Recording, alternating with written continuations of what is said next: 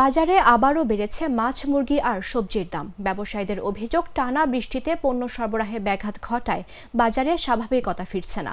শুক্রবার রাজধানীর বিভিন্ন বাজার ঘুরে দেখা গেছে ব্রয়লার মুরগি বিক্রি হচ্ছে কেজি প্রতি 180 থেকে 190 টাকায়। রুই ও কাতলা মাছ 30 থেকে 40 টাকা বেড়ে বিক্রি হচ্ছে 350 টাকায়। আর বেশিরভাগ সবজিতেই বেড়েছে কেজি প্রতি 10 থেকে 20 টাকা। ক্রেতারা বলছেন, প্রায় প্রতিদিনই বাড়ছে নিত্যপণ্যের দাম। এতে চাপ বাড়ছে মধ্যবিত্তের ঘাড়ে।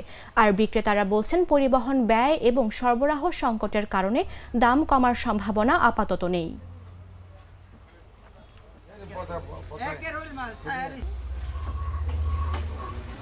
বাজার তো বাড়তে আছে, দাম কমতেছে না তো। শুক্রবারে আর বেশি দাম হয়। লাল লেয়ার হচ্ছে আপনার 300 টাকা কেজি, আর পাকিস্তানি কক হচ্ছে 300। সাদা লেয়ারটা হচ্ছে 270, ব্রয়লার বেচতেছে 175-80 টাকা। 500 টাকা কেজি, পাবদা 320 টাকা কেজি, ট্যাংরা 500 টাকা কেজি, বাগদা চিংড়ি 800 টাকা কেজি, গোড়া চিংড়ি 700 টাকা কেজি, এটা 750 টাকা কেজি। পেঁয়াজ বিভিন্ন দাম আছে, 70, 75, 80। আর আপনার রসুন আছে 80 টাকা, 100 টাকা, 140 টাকা। আর আদা হচ্ছে 160 টাকা। সপ্তাহে ব্রয়লার ছিল 160 টাকা, এই সপ্তাহে 175 টাকা হয়তো, কারণ দেখা গেছে ফার্মে মুরগি কম বা শীত সামনে। তেমন একটা বাড়তেও না, তেমন একটা কমও না, মাঝামাঝি। শীত যখন হবে, ভরপুর শীত আসবে, সবকিছু শুকায় যাবে আস্তে আস্তে, তারপরে মনে করেন মাছ ধরা পড়বো, মাছের দাম কম হবে।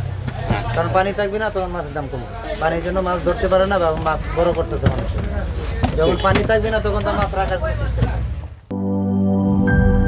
লাল সবুজের দেশে নতুন রঙের বেশে ঘরে বাহিরে সাজানো বলকে রেইনবো রেইনবো রেইনবো পেইন্টস রে সাশ্রয়ী দামে দেয়াল রাঙায় রেইনবো সবার রং সবার ঘরে Rainbow Paints, the color of joy.